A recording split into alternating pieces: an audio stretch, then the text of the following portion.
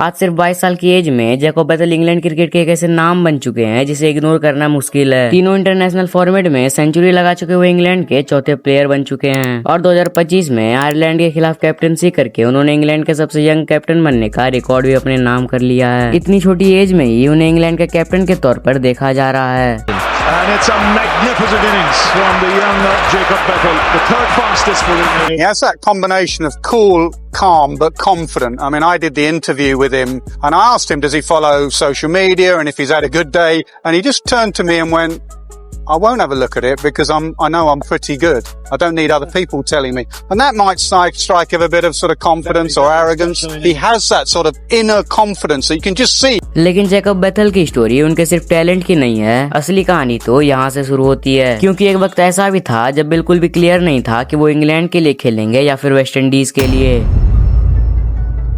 और ये कंफ्यूजन को समझने के लिए हमें उनके बचपन की तरफ लौटना होगा। बेथल का जन्म बारबाडोस में हुआ था, इसलिए उनके पास बारबाडोस का पासवर्ड होना कोई बड़ी बात नहीं थी। लेकिन सिर्फ जन्म ही नहीं, उनका पूरा फैमिली ही बारबाडोस से बिलोंग करती है। उनके पेरेंट्स, ग्रैंड पेरेंट्स और ज्यादातर रिलेटिव्स आज भी वहीं रहते हैं। हाँ, भले उनके फादर ने साउथहैम्पटन इंग्लैंड में पढ़ाई की थी एंड इसी वजह से जैकब बेथल को ब्रिटिश सिटीजनशिप भी मिल गई। लेकिन अगर उनकी रूट्स देखी जाए तो वो लगभग पूरी तरह बारबेडियन ही है। और इसी वजह से बचपन में हर किसी को लगता था कि जैकब बेथल एक दिन वेस्ट इंडीज के लिए खेलेंगे। और बचपन में जैकब बेथल के सबसे बड़े हीरोज भी वेस्ट इंडीज के ही लेजेंड थे। बेथल ब्रेन लारा और सर गारफील्ड सोबर्स जैसे लेफ्ट हैंडेड बैटर को देखते हुए बड़े हुए थे और शायद इसी वजह से उनकी बैटिंग में वही एलिगेंस और क्लास देखने को मिलती है। लेकिन उनके लिए सबसे बड़ी इंस्पिरेशन कोई इंटरनेशनल क्रिकेटर नहीं बल्कि उनके अपने घर के एक इंसान ही थे। जैकब के ग्रैंडफादर आर्थर बेथल ने 1963 से 1970 के बीच बारबाडोस के लिए प्रोफेशनल डोमेस्टिक क्रिकेट खेला था। वहीं उनके फादर ग्रेम्स बेथल भी काफी अच्छे क्रिकेटर थे। उन्होंने बारबाडोस अंडर 19 टीम को रिप्रेजेंट किया था। My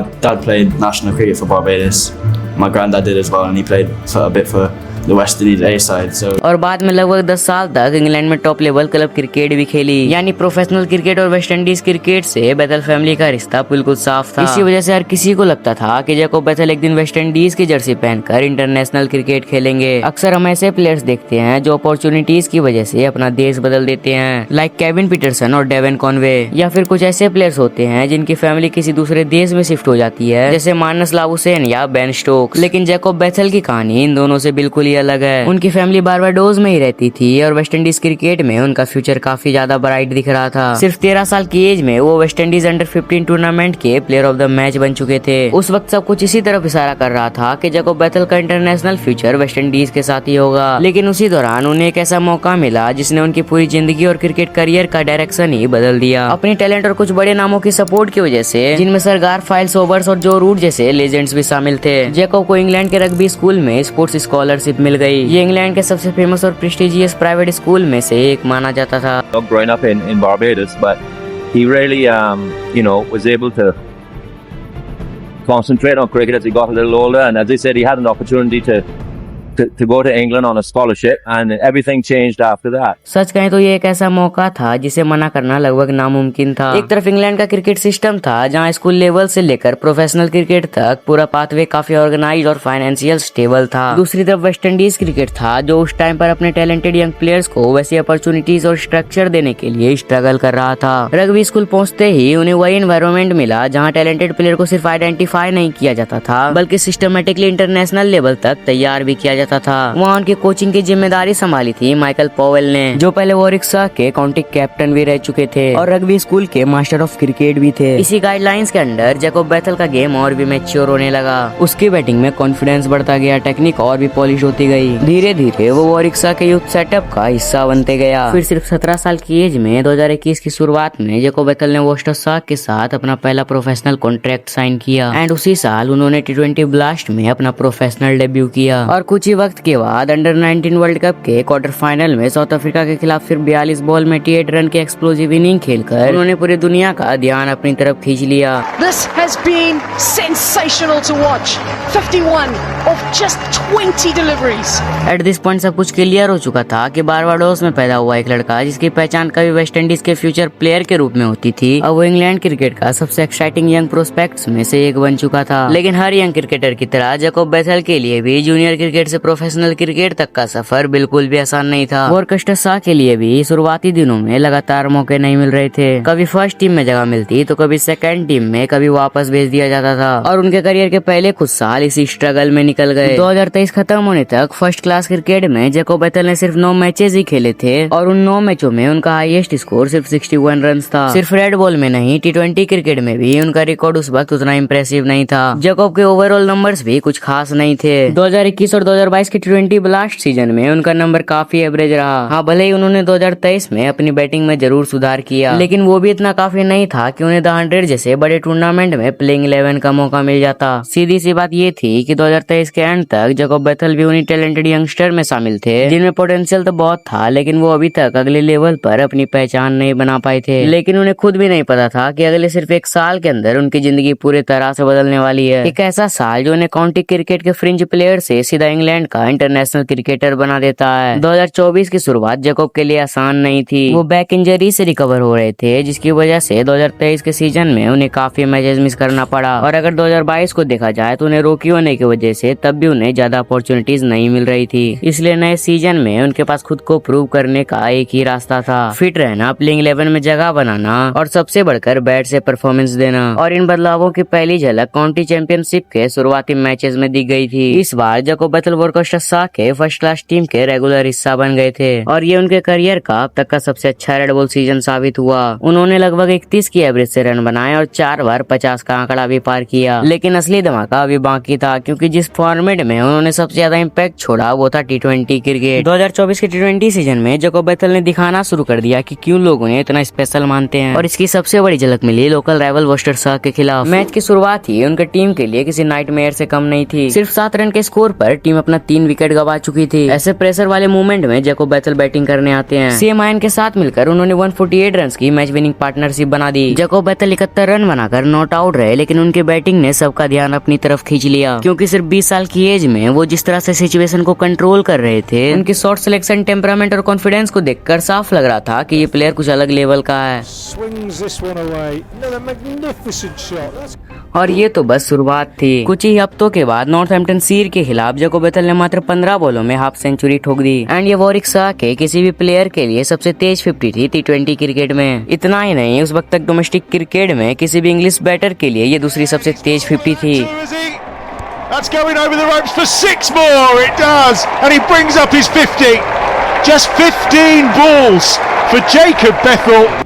इस सीजन के बाद बेथल के T20 नंबर भी पूरी तरह से बदल चुके थे। वाइटलिटी ब्लास्ट में उन्होंने लगभग 36 की एवरेज और 150 के स्ट्राइक रेट से रन बनाए। इसी परफॉर्मेंस की वजह से उन्हें उसी साल द 100 में बर्मिंघम फोनेक्स के लिए प्लेइंग 11 में जगह मिल गई एंड वहाँ भी जैकोब बेथल ने सिर्फ बैटिंग से ही नहीं बल्कि अपनी यूजफुल बॉलिंग से भी टीम को कंट्रीब्यूट किया और अब सेलेक्टर्स के लिए उन्हें इग्नोर करना लगभग नामुमकिन हो चुका था। एक यंग ऑलराउंडर जो की फ्यूचर का प्लेयर भी था और जिसकी फॉर्म लगातार ऊपर जा रही थी। उस वक्त इंग्लैंड की वाइड बॉल टीम भी अपने बेस्ट फेज में नहीं थी और इन दोनों चीजों ने मिलकर सितंबर 2024 में जैकोब बेथल के लिए इंग्लैंड के लिमिटेड ओवर स्क्वाड का दरवाजा खोल दिया। इंटरनेशनल क्रिकेट में उन्हें ज्यादा वक्त भी नहीं लगा अपनी पहचान बनाने के लिए। ऑस्ट्रेलिया के खिलाफ सिर्फ अपने दूसरे इंटरनेशनल मैच में ही उन्होंने दुनिया के सबसे बेस्ट लेग स्पिनर में से एक एडम जेम्पा के एक ओवर में 20 रन बना दिए और साथ ही लाइम लिविंगस्टन के साथ 90 रन की पार्टनरशिप करके इंग्लैंड को 194 रन के टारगेट को चेस करने में एक मेन रोल निभाया।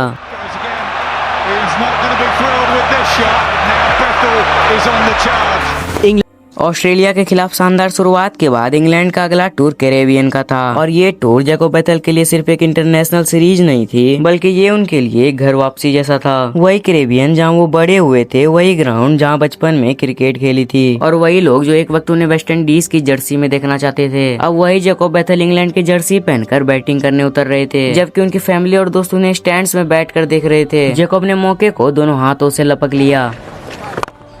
Dragged down again, and that is 6. That'll be 50, a maiden 50 for Jacob Bethel. Antigua में खेले गए दूसरे ओडीआई में उन्होंने पहली इंटरनेशनल 50 बनाई। इसके बाद T20 सीरीज में भी उनकी फॉर्म रुकने का नाम नहीं ले रही थी। पूरी सीरीज में उन्होंने 174 के स्ट्राइक रेट के साथ 127 रन बनाए, लेकिन सबसे शानदार इनिंग बारबाडोस में आई। अपने होम क्राउड के सामने जैकोब बेथल ने सिर्फ 36 बॉलों में नॉट आउट 58 रन की मैच विनिंग इनिंग खेली।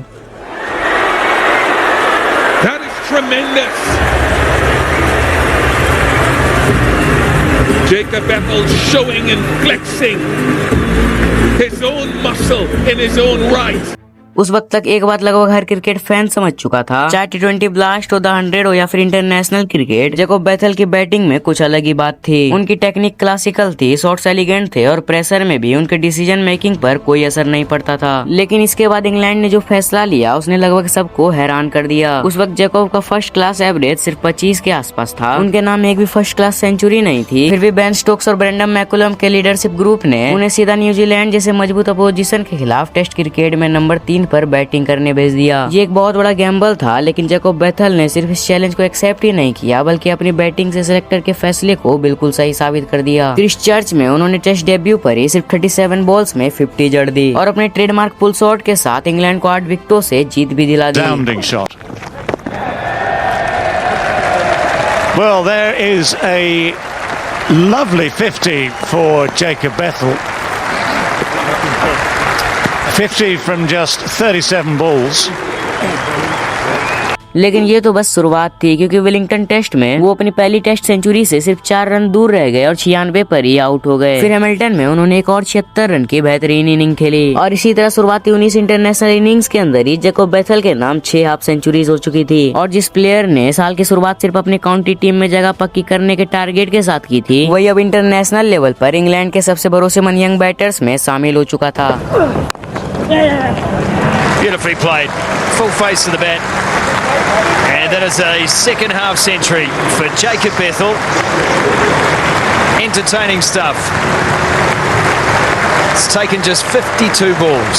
2024 का ब्रेकआउट सीजन जैकोब बेथेल के लिए सिर्फ इंग्लैंड डेब्यू तक सीमित नहीं रहा। उनकी परफॉर्मेंस का इनाम उन्हें 2025 के IPL ऑक्शन में भी मिला। रॉयल चैलेंजर्स बेंगलुरु ने उन्हें 2.6 करोड़ में अपनी टीम का हिस्सा बना लिया। RCB में बेथेल को विराट कोहली जैसे वर्ल्ड क्लास प्लेयर के साथ ड्रेसिंग रूम शेयर करने का मौका मिला। इतने बड़े प्लेयर के साथ रहकर उन्हें गेम को करीब से समझने और अपनी स्किल्स को डेवलप करने का मौका मिला। लेकिन इस IPL का एक नुकसान भी हुआ। टूर्नामेंट का हिस्सा होने की वजह से जैकोब इंग्लैंड का समर का पहला टेस्ट, जो कि जिम्बाब्वे के खिलाफ होने वाला था, मिस कर बैठे और उनकी गैर हाजिरी में ओली पोप को दोबारा नंबर 3 का मौका मिला। पोप ने इस मौके का पूरा फायदा उठाया और अपनी एक इनिंग में ही 171 रन बना दिए। इस इनिंग के बाद इंग्लैंड के नंबर 3 के रेस में पोप की जगह दोबारा मजबूत हो गई और जैकोब बेथेल को फिलहाल स्क्वाड में रिजर्व बैटर का रोल निभाना पड़ा। Gets it through, beautiful shot. We've seen that several times today. Just creates a little bit of room. A back foot punch takes Ollie Pope to an excellent 100, and you have to say a much needed one. No miss, no fuss. Applaud.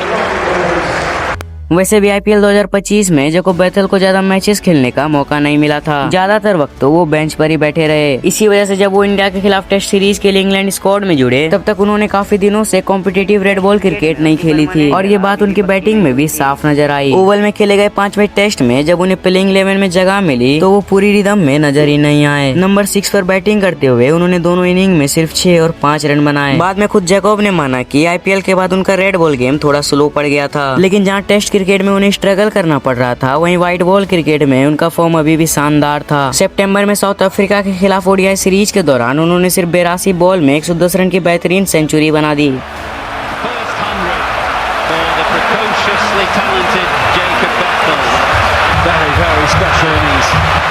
और सिर्फ कुछ ही दिनों के बाद एक और बड़ा record उनका इंतजार कर रहा था। आयरलैंड के खिलाफ T20 सीरीज में जैकोब बेथेल को इंग्लैंड की कैप्टनसी सौंप दी गई। इसी के साथ वो इंग्लैंड के इतिहास के सबसे यंग कैप्टन बन गए। अब तक तो एक बात बिल्कुल साफ हो चुकी थी कि व्हाइट बॉल क्रिकेट में जैकोब बेथेल सिर्फ इंग्लैंड के प्रेजेंट नहीं है, बल्कि उनके फ्यूचर का भी एक बहुत बड़ा हिस्सा बन चुके थे। लेकिन इस कहानी का अगला और सबसे बड़ा मोड़ अभी आना बाकी था। 2025 का ऐसे सीरीज शुरू होने तक भी इंग्लैंड का नंबर 3 पर भरोसा ओली पोप पर ही था, लेकिन सीरीज जैसे जैसे आगे बढ़ी, पोप का बल्ला बिल्कुल खामोश हो गया। पहले 3 टेस्ट में उनका एवरेज सिर्फ 20 का रहा और इसी दौरान ऑस्ट्रेलिया ने ऐसे अपने नाम भी कर ली। सीरीज हाथ से निकल चुकी थी तो इंग्लैंड के पास अब खोने के लिए ज्यादा कुछ बचा नहीं था। इसीलिए मैनेजमेंट ने वो फैसला लिया जिसका इंतजार फैंस न्यूजीलैंड सीरीज के बाद से ही कर रहे थे। ओली पोप को प्लेइंग 11 से बाहर कर दिया गया और जैकोब बेथेल को नंबर 3 पर वापसी करवा दी गई। मेलबर्न क्रिकेट ग्राउंड में खेले गए बॉक्सिंग डे टेस्ट की पहली इनिंग में जैकोब सिर्फ 1 रन बना पाए। एक पल के लिए लगा जैसे उनका मौका भी हाथ से निकल गया, लेकिन दूसरी इनिंग में उन्होंने जबरदस्त कमबैक किया। लो स्कोरिंग थ्रिलर रहे उस मैच को इंग्लैंड ने सिर्फ 2 दिनों के अंदर ही जीत लिया। और सबसे खास बात ये ऑस्ट्रेलिया के धरती पर इंग्लैंड की 15 साल बाद पहली टेस्ट जीत थी।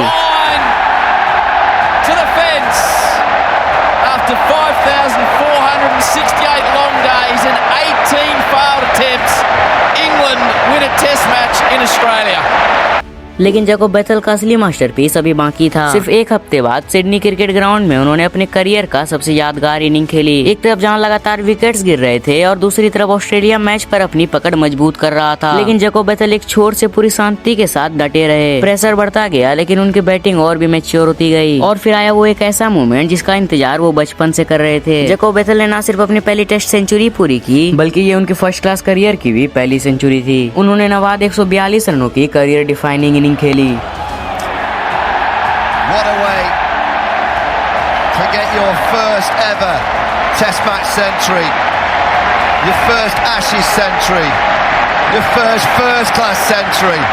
और बस यहीं से सब कुछ बदल गया। ये वही इनिंग थी जिसने जैकोब बेथल को सिर्फ इंग्लैंड का टैलेंटेड यंगस्टर नहीं बनाया बल्कि वर्ल्ड क्रिकेट का एक स्टैब्लिश्ड स्टार बना दिया। एशेज टूर भले इंग्लैंड के लिए बहुत बेकार रहा हो, लेकिन उस पूरे टूर में जैकोब बेथल उन गिने चुने प्लेयर्स में से एक थे जिन्होंने सबसे ज्यादा उम्मीद जगाई रखी। एक्सपर्ट्स का भी मानना था कि उनकी सबसे बड़ी ताकत सिर्फ उनका शॉट्स नहीं बल्कि उनका टेम्परामेंट था। और जब दूसरे बैटर्स प्रेशर में घबरा जाते थे तब जैकोब क्रीज पर बिल्कुल शांत नजर आते थे और शायद इसी वजह से इतनी छोटी एज में ही लोग उन्हें इंग्लैंड के फ्यूचर लीडर के रूप में देख रहे हैं। His calmness and composure, if you compare it to someone like Ollie Pope, who he's coming in for, you know, Ollie always looked frenetic at the crease. I think Jacob Bethel played more forward stationary, who was jabbing at the ball, right hip coming through, and I think that just sends a message to everyone of I'm in control. Ashes के बाद Jacob बेथल का confidence बिल्कुल अलग level पर पहुंच चुका था और अब हर बड़ी सीरीज के साथ उनका गेम और भी मैच्योर होता जा रहा था। और फिर आया मार्च 2026 T20 वर्ल्ड कप का सेमीफाइनल। सामने थी इंडिया की मजबूत टीम जिसे टूर्नामेंट का फेवरेट भी माना जा रहा था, लेकिन जैकोब बेथल ने एक बार फिर दिखाया कि बड़े मैचेस बने ही उनके लिए हैं। सिर्फ 48 बॉलों में 105 रनों की ताबड़तोड़ इनिंग खेलकर लगभग उन्होंने अकेले ही इंग्लैंड को मैच जिताने की कोशिश की। Clears the man, and it's a magnificent innings. ये सिर्फ सेंचुरी नहीं थी, इसके साथ जैकोब बेथल इंग्लैंड के सिर्फ चौथे प्लेयर बन गए जिन्होंने इंटरनेशनल क्रिकेट में तीनों फॉर्मेट में सेंचुरी लगाई थी। और सबसे खास बात, ये अचीवमेंट हासिल करने वाले वो इंग्लैंड के सबसे यंगेस्ट प्लेयर भी बन गए थे। लेकिन उनका शानदार फॉर्म यही नहीं रुका। कुछ ही दिनों बाद इंग्लैंड के खिलाफ दूसरे T20 में इंग्लैंड की शुरुआत बहुत खराब रही। स्कोर कार्ड पर सिर्फ 1 रन थे और 2 विकेटें गिर चुकी थी। ऐसे मुश्किल वक्त में जैकोब बेथल क्रीज पर आए और हमेशा की तरह इस बार भी प्रेशर का उन पर कोई असर नहीं दिखा। उन्होंने सिर्फ 46 बॉल में 76 रनों की मैच्योर और अटैकिंग इनिंग खेली और इंग्लैंड को 191 रन का टारगेट चेस करवाते हुए यादगार जीत दिला दी। और इस T20 सीरीज के बाद इंग्लैंड जब इंडिया के खिलाफ अपना तीसरा ODI मैच खेलती है तो वहां भी जैकोब बेथल ने 93 बॉल्स में 91 रनों की एक शानदार पारी खेली। अब तक एक बात तो साफ हो चुकी थी, चाहे रेड बॉल हो या व्हाइट बॉल, जैकोब बेथल हर फॉर्मेट में अपनी वैल्यू प्रोवाइड कर रहे थे। सिर्फ बैटिंग नहीं तो उनकी मैच्योरिटी, डिसीजन मेकिंग और प्रेशर हैंडल करने की एबिलिटी हर सीरीज के साथ और बेहतर होती जा रही थी। इसी वजह से एक्सपर्ट्स का मानना है कि बेन स्टोक्स के बाद टेस्ट कैप्टनसी के लिए जैकोब बेथल एक मजबूत दावेदार हो सकते हैं। और शायद ये बात इतनी सरप्राइजिंग भी नहीं है क्योंकि ग्रेम स्मिथ एक 22 साल के लेफ्ट हैंडेड बैट्समैन जिनके अंदर की पोटेंशियल को देखते हुए साउथ अफ्रीका ने उन्हें मात्र 8 मैचों के बाद ही टेस्ट कैप्टनसी दे दी। और वैसे उनका पूरा करियर ही एक्सपेक्टेशंस के बिल्कुल उल्टा रहा है। पहले व्हाइट बॉल क्रिकेट में नाम कमाया, उसके बाद रेड बॉल में जगह बनाई, डोमेस्टिक क्रिकेट से पहले इंटरनेशनल लेवल पर बड़े परफॉर्मेंस दिए और बारबाडोस में पैदा होने के बावजूद वेस्ट इंडीज की जगह इंग्लैंड के लिए अपनी पहचान बनाई। एंड यही थी जैकोब बेथल की इंटायर स्टोरी। और सच में जैकोब बेथल की इंस्पिरेशनल स्टोरी हमें ये सिखाती है कि कभी कभी किसी चीज का समझ आना जरूरी नहीं होता, बस उसका काम कर जाना काफी होता है।